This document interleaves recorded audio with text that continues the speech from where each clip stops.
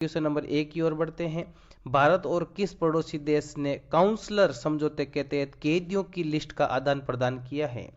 तो भारत और उसके पड़ोसी देश पाकिस्तान और भारत के द्वारा यहाँ पे काउंसलर समझौते के तहत यहाँ पे कैदियों की लिस्ट का आदान प्रदान किया है। काउंसलर एक्सेस समझौता है क्या? तो देखिए, भारत और पाकिस्तान के बीच 21 मई 2008 के काउंसलर एक्सेस समझौते के तहत राजनयिक जो माध्यमों से कैदियों और मछुआरों की सूचियों का आदान प्रदान किया जाता है। इसका जो उद्देश्य है वो कैदियों और मछुआरों के अधिकार, सुरक्षा और कल्याण की रक्षा करना है। वर्ष 2014 से लगातार कूटनीतिक प्रयासों के चलते पाकिस्तान के द्वारा 2661 भारतीय मछुआरों और 71 भारतीय नागरिक कैदियों को स्वदेश वापसी हो चुकी है। बात करें ये जो काउंसलर समझौता है वो कब हुआ था? तो देखिए, काउंसलर समझौता ये 2008 के अंदर हुआ था। इसके अलावा इसमें होता है क्या, जब पाकिस्तान, देखिए जैसे हमारा ये यहाँ पे गुजरात आ गया और यहाँ पे भारत आ गया, ठीक है, और इधर यहाँ पे पाकिस्तान आ गया, तो यहाँ पे समुद्री सीमा बनाई हुई है। क्या बनाई हुई है? समुद्री सीमा बनाई गई है। जैसे, और समुद्री सीमा कब बनाई गई थी? 1994 के अंदर। कब बनाई गई? 1994 के अंदर एक समझौता हुआ था, एक संधि हुई थी, वो हुई थी पूरे विश्व को लेके हुई थी, समुद्री कानूनी संधि। कौन सी हुई थी? समुद्री कानूनी संधि हुई थी 1994 के अंदर, ठीक है। और इस संधि, जो संधि हुई थी, उसके अकॉर्डिंग यहाँ पे 3 हिस्सों के अंदर बांटा गया। कितने हिस्सों के अंदर? 3 हिस्सों के अंदर, जिसमें जो सबसे पहले होगी वो आधार सीमा होगी। उसके बाद आधार सीमा हो गई, आधार सीमा से यहाँ तक मतलब जीरो से 12 नॉटिकल मील। 12 नॉटिकल मील का मतलब है 22.22 किलोमीटर, ठीक है ना। 12 नॉटिकल का मतलब है 22.22 किलोमीटर। ये बेस लाइन होगा। क्या होगी? बेस लाइन होगी। इसे क्षेत्रीय सीमा भी कहा गया। क्या कहा? सॉरी, बेस लाइन होगी। और यहाँ 22 जो यहाँ पे जो किलोमीटर है, यहाँ पे किलोमीटर, ठीक है ना, मतलब जीरो से यहाँ पे 12 नॉटिकल मील, और 12 नॉटिकल मील से यहाँ पे 24 नॉटिकल मील, मतलब यहाँ पे 24 नॉटिकल मील का मतलब हो जाएगा 44.44 किलोमीटर। तो ये होगी आपकी क्षेत्रीय सीमा। इसके अलावा इसके बाद में जो मतलब 24 नॉटिकल मील से लेके 200 नॉटिकल मील, ठीक है ना, मतलब कितना किलोमीटर? तो 370 किलोमीटर तक। ये होगी आपकी क्या, जो एक्सक्लूसिव इकोनॉमिक्स जोन। क्या होगी? एक्सक्लूसिव इकोनॉमिक जोन होगी, ठीक है। तो यहां तक आपके जो मछुआरे हैं वो क्या कर सकते हैं? मछली पकड़ सकते हैं। इसके अलावा भारत की यदि समुद्री सीमा देखें, तो भारत की यदि समुद्री सीमा देखें तो कितनी है? भारत की जो समुद्री सीमा है वो दोस्तों है 7516 किलोमीटर। कितनी है? 7516 किलोमीटर यहाँ पे भारत की समुद्री सीमा है। आपसे क्वेश्चन, तो बताइए भारत की स्थलीय सीमा कितनी है? क्वेश्चन नंबर 2 देखिए, राष्ट्रीय बाघ संरक्षण प्राधिकरण के आंकड़ों के अनुसार वर्ष 2025 में सबसे ज्यादा बाघों की मृत्यु भारत के किस राज्य में हुई? तो जहां पे सबसे ज्यादा बाघ हैं वहीं पे बाघों की मृत्यु हुई है सबसे ज्यादा। कहां पे? तो मध्य प्रदेश के अंदर। मध्य प्रदेश को देश का बाघ राज्य कहा गया है, टाइगर स्टेट। 2025 में सबसे अधिक 55 बाघों की मृत्यु हुई है, 38 से अधिक तो प्राकृतिक रूप से। और 2025 में बाघों की मृत्यु के मामले में यहाँ पे महाराष्ट्र नंबर 2 पे तथा 38 बाघों की मृत्यु दर्ज की गई है। केरल के अंदर 13, असम के अंदर 12 बाघों की मृत्यु हुई है, ठीक है। बात कर लेते हैं मध्य प्रदेश की। मैप के अंदर आप देखिए, राजस्थान के साथ सीमा साझा करता हुआ, इधर उत्तर प्रदेश के साथ सीमा साझा करता हुआ, इधर महाराष्ट्र के साथ सीमा साझा करता हुआ, छत्तीसगढ़ के साथ सीमा साझा करता हुआ आपको यहाँ पे मध्य प्रदेश नजर आएगा, जिसकी लोकसभा सीटें 29, राज्यसभा सीटें 11। राज्यपाल है मग्गूभाई छगनभाई पटेल, मुख्यमंत्री है मोहन यादव, और राजधानी है भोपाल। बात करें हम मध्य प्रदेश से करंट अफेयर्स की, जैसे ग्वालियर जो मध्य प्रदेश का एक शहर है उसको संगीत शहर का दर्जा दिया गया है यूनेस्को के द्वारा। माधव टाइगर रिजर्व जो देश का 58वां टाइगर रिजर्व है वो मध्य प्रदेश का है। सांची देश की पहली सोलर सिटी बन चुकी है। मध्य प्रदेश के जबलपुर शहर में स्थित भारत का जो पहला हिंदी माध्यम का MBBS कॉलेज बन चुका है। पंचमंडी वन्य जीव अभ्यारण्य का नाम बदलकर राजा भभूत सिंह वन्य जीव अभ्यारण्य कर दिया गया है। इसके अलावा मध्य प्रदेश के द्वारा देश की पहली समर्पित ग्लोबल कैपिटल सेंटर नीति 2025 पेश की है। मध्य प्रदेश के प्रोजेक्ट चीता के तहत बोत्सवाना से 8 चीते भारत लेके आए गए और मध्य प्रदेश के अंदर यहाँ पे लेके आए गए। ठीक है, देखिए ये जो सेशन है वो भारत की जितने भी प्रतियोगी परीक्षा होती है उनके लिए महत्वपूर्ण है, चाहे एसएससी के कोई भी एग्जाम हो, रेलवे का हो या किसी सेंटर का जो वनडे एग्जाम हो, उसके लिए आपको यहाँ पे ये बेनिफिट देने वाली क्लास हैं। और फ्रेंड्स, जो हम ये सेशन लेके आते हैं उसकी जो क्वालिटी कंटेंट यदि पसंद आ रहा है, हमारी मेहनत पसंद आ रही है, तो वीडियो को लाइक, चैनल को सब्सक्राइब, दोस्तों के साथ शेयर कीजिए और कमेंट बॉक्स में अपना फीडबैक ज़रूर दें। यदि हमारा जो कंटेंट है यदि पसंद आ रहा है तो देखिए दोस्तों, अपने दोस्तों के साथ शेयर भी कीजिए। और हमारी जो कोशिश रहती हैं वो क्या रहती हैं आपको कम टाइम के अंदर best to best content provide करवाना और हर क्वेश्चन से उसके रिलेटेड जितने भी फैक्ट बनते हैं उनको भी ऐड करना। तो एक सब्सक्राइब तो बनता है ना। क्वेश्चन नंबर 3 देखिए, भारत कौन सी भी बार 1 जनवरी 2026 को ब्रिक्स का अध्यक्ष बना है? तो भारत कौन सा बना है? तो भारत बना है तीसरी बार। कितनी बार? तीसरी बार यहाँ पे बना है ब्रिक्स का यहाँ पे अध्यक्ष। 1 जनवरी 2026 को यहाँ पे ब्रिक्स के समूह की अध्यक्षता करेगा और ये 31 दिसंबर 2025 तक यहाँ पे ब्राजील था, ब्राजील ने इसको सौंपी है। तीसरी बार 2012 के अंदर, 2016 के अंदर और 2026 के अंदर ब्रिक्स का यहाँ पे अध्यक्ष बनने जा रहा है। यहाँ पे 2012 के अंदर नई दिल्ली के अंदर हुई थी, 2016 के अंदर गोवा के अंदर 8वीं शिखर बैठक हुई थी और अब यहाँ पे 1 जनवरी 2026 से। ठीक है ना। बात कर लेते हैं क्वेश्चन नंबर 4 की। तो देखिए क्वेश्चन नंबर 4 देखिए, हाल ही में किस राज्य में दृष्टिबाधित लोगों के लिए पहली ब्रेल लाइब्रेरी खोली गई है? तो ये कहाँ पे खोली गई है? ये खोली गई है दोस्तों उत्तर प्रदेश के अंदर। ऑप्शन नंबर ए इसका करेक्ट आंसर हो जाएगा। राज्य के जो उत्तर प्रदेश राज्य के लखनऊ में डॉक्टर शंकुतला मिश्रा राष्ट्रीय पुनर्वास विश्वविद्यालय के दृष्टिबाधित लोगों के लिए राज्य के पहले ब्रेल पुस्तकालय का उद्घाटन किया गया है, जिसमें 4000 से अधिक ब्रेल पुस्तकें उपलब्ध हैं।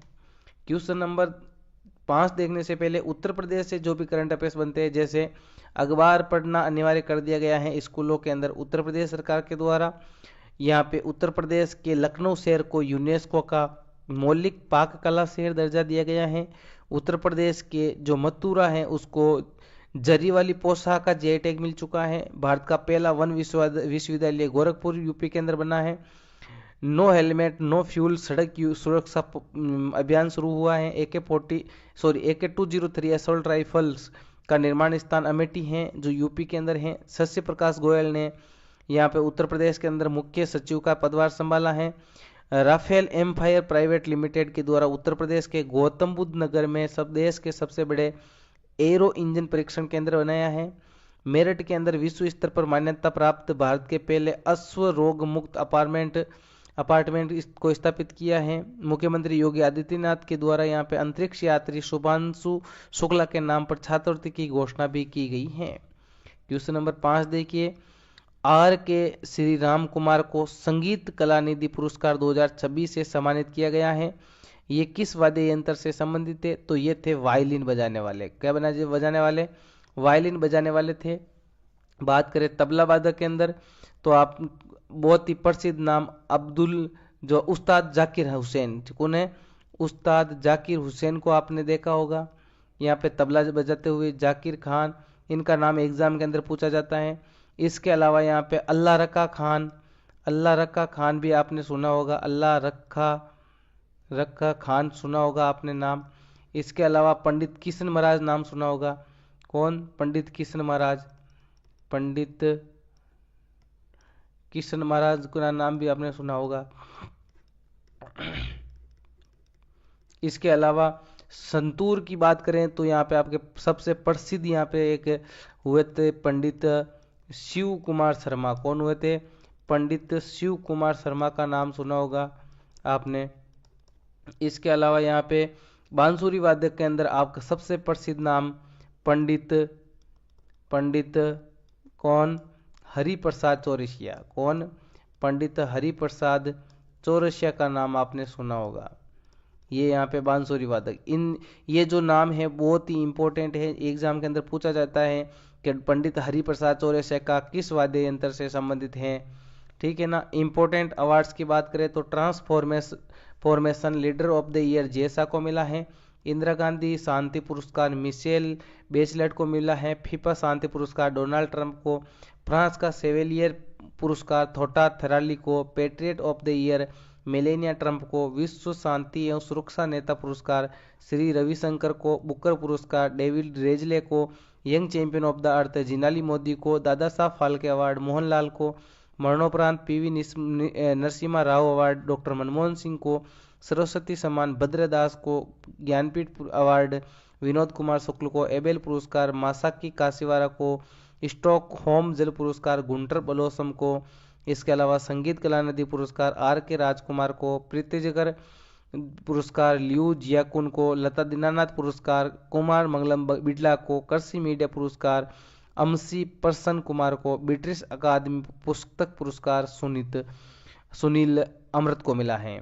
इसके अलावा क्वेश्चन नंबर 6 देखिए, हाल ही में नियुक्त किए गए संयुक्त राष्ट्र सुरक्षा परिषद के अस्थायी सदस्यों के रूप में शामिल कौन हुए हैं? तो ये हो गया है यहाँ पे स्पेन। कौन हो गया है? स्पेन। देखिए बहरीन, सॉरी यहाँ पे इस शामिल नहीं है मतलब स्पेन शामिल नहीं है, कोलंबिया शामिल है, लाइबेरिया, बहरीन, ये तीनों यहाँ पे क्या है? शामिल हैं।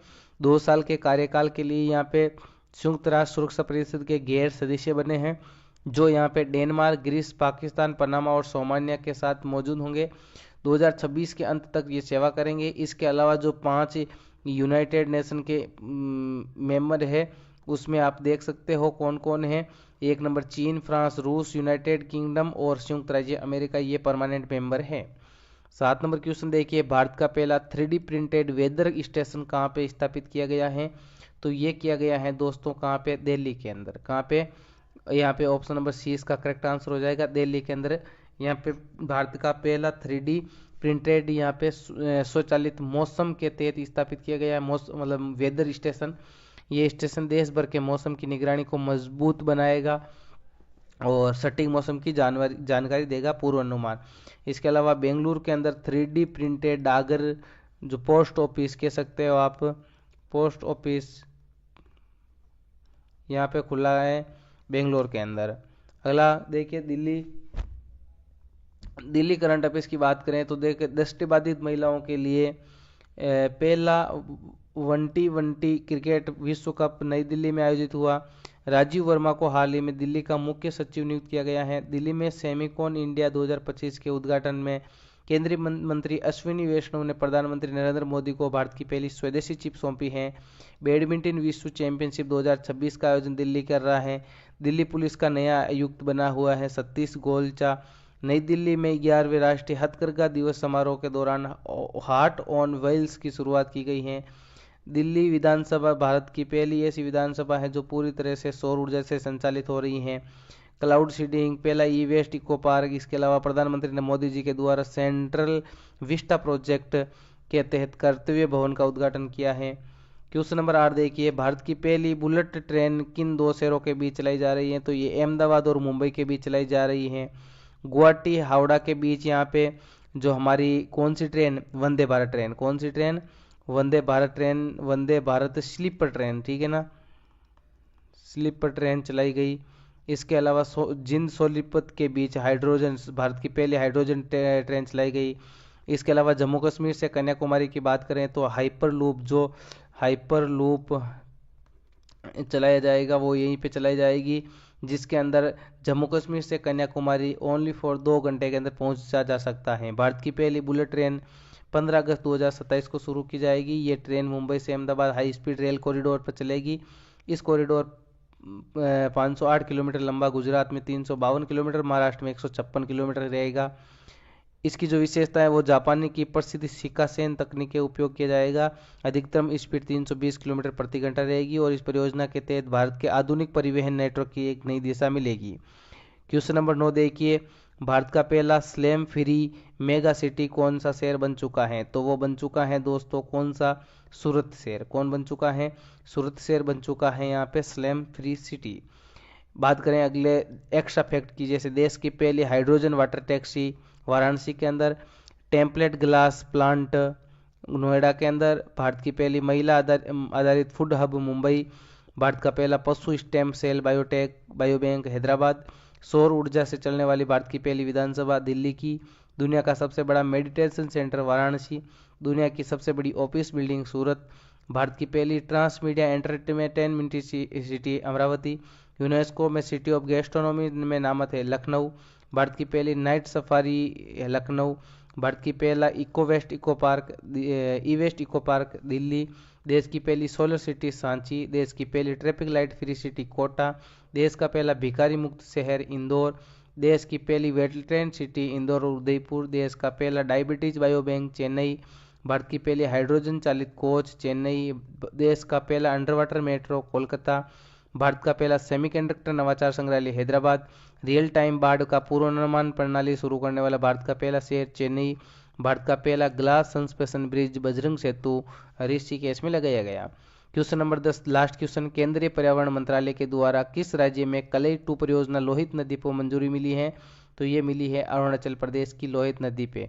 ठीक है, अरुणाचल प्रदेश जिसकी राजधानी ईटानगर है, मुख्यमंत्री पेमा खांडू हैं, राज्यपाल केवल्य त्रिविक्रम परनाइक हैं।